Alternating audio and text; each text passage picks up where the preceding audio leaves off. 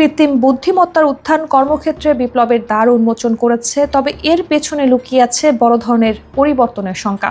অ্যামাজনের প্রধান নির্বাহী অ্যান্ডি জ্যাসি সতর্ক করে বলেন, আগামী কয়েক বছরের মধ্যে উল্লেখযোগ্য হারে কমে যেতে পারে কর্পোরেট পর্যায়ে চাকরির সংখ্যা। এআইকে তিনি সম্ভাবনার উৎস হিসেবে দেখলেও তার সতর্কতা জানিয়ে দেন, এই পর্যায়ে কর্মীদের জন্য যেমন সুযোগ তেমনি চ্যালেঞ্জও তৈরি করছে। ফলে কর্মীদের এখন প্রস্তুত থাকতে হবে দক্ষতা বৃদ্ধির মাধ্যমে প্রযুক্তিকে নিজের শক্তিতে পরিণত করার জন্য। সম্প্রতি কর্মীদের উদ্দেশ্যে পাঠানো এক মেমোতে অ্যান্ডি জ্যাসি বলেন, অ্যামাজন এরই মধ্যে কোম্পানির প্রায় প্রতিটি স্তরে এআই প্রযুক্তি ব্যবহার করছে এবং ভবিষ্যতে এর পরিধি আরও বাড়বে। রুটিন ভিত্তিক কাজগুলোতে এআই ব্যবহারের ফলে দক্ষতা বাড়বে ঠিকই, তবে এর সঙ্গে সঙ্গে কর্মীর প্রয়োজনীয়তা কমে যাবে বলেও সতর্ক করেন তিনি,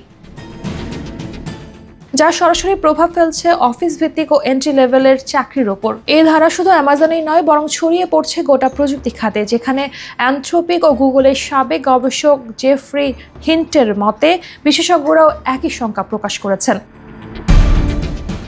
বিশেষজ্ঞরা মনে করছেন, এই ধরনের পরিবর্তন শুধু চাকরি কমাবে না, বরং কাজের ধরনও বদলে দেবে। ভবিষ্যতে কর্মজগতে টিকে থাকতে হলে সাধারণ দক্ষতা নয়, বরং অত্যন্ত বিশেষায়িত ও সৃজনশীল দক্ষতার প্রয়োজন হবে। কারণ এআই যেসব কাজ পারবে না, কেবল সেগুলোতেই মানুষের প্রয়োজন থাকবে। তাই পরিবর্তনকে মেনে নিয়ে প্রযুক্তির সঙ্গে তাল মেলাতে পারলেই ভবিষ্যতের চাকরির বাজারে জায়গা করে নেওয়া যাবে বলে ধারণা বিশেষজ্ঞদের।